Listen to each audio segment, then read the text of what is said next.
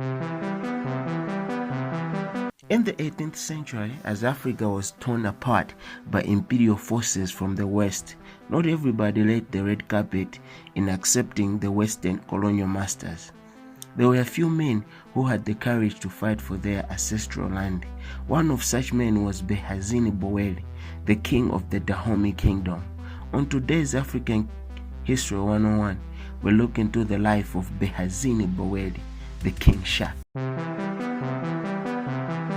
Behanzin Hossu Bowelle was born in 1844 under the birth name Mkondo. Behanzin was the son of King Glele, the 10th king of the Dahomey, and was raised in the capital, Abomey, to succeed his father. Behanzin was known for his tenacity from a tender age. Behanzin became king of the Dahomey in 1890, following his father's sudden death. Upon becoming the king, Behanzin was called King Shark and the egg of the world, and this was because of his personal symbol he chose to reflect his strength. The symbol included the shark, 2 cross palm trees, and the egg.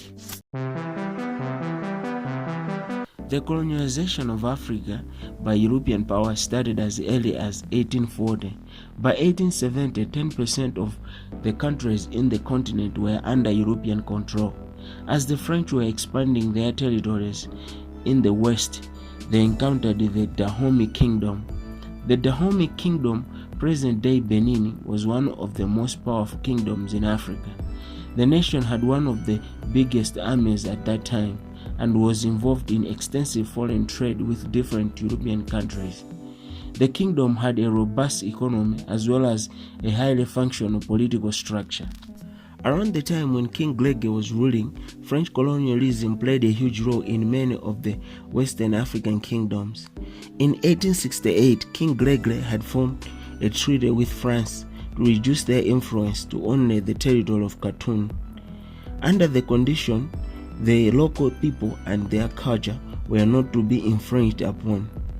However, when France declared a protectorate over Porto Novo, another vassal state of the Dahomey, in 1882, France imposed their own culture on the indigenous people and eroded King Glele's influence.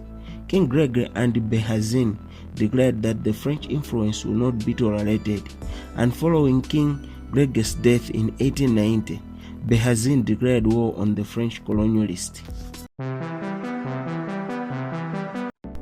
Behanzin mostly utilized guerrilla warfare tactics in his war against the colonial invasion.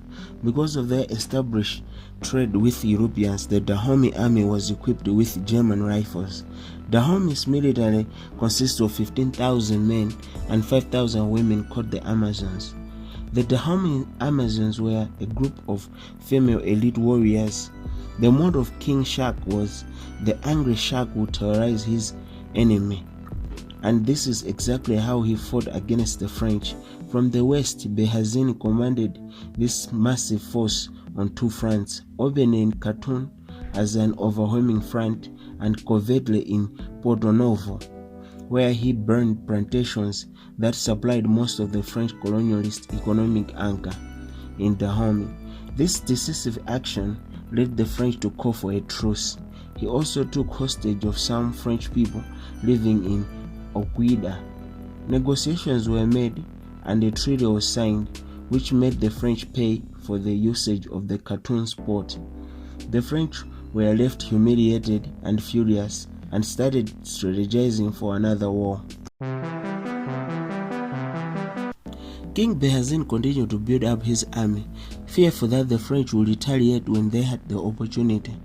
2 years later, he declared the treaty null and renewed the war.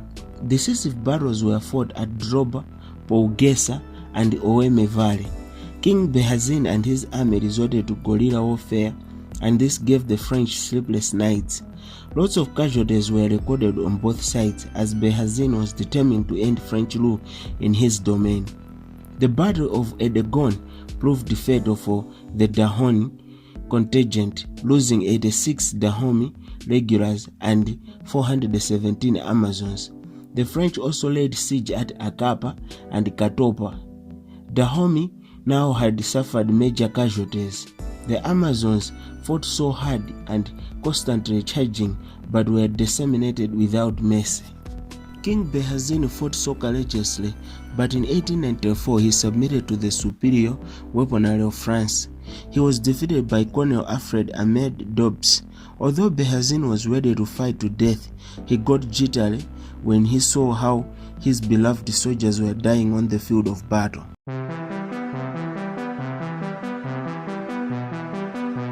The French, rather than making peace efforts, banished Behanzin and exiled him to the Caribbean island of Martinique, where he spent the remainder of his life, and later in Algeria, where he died in 1906.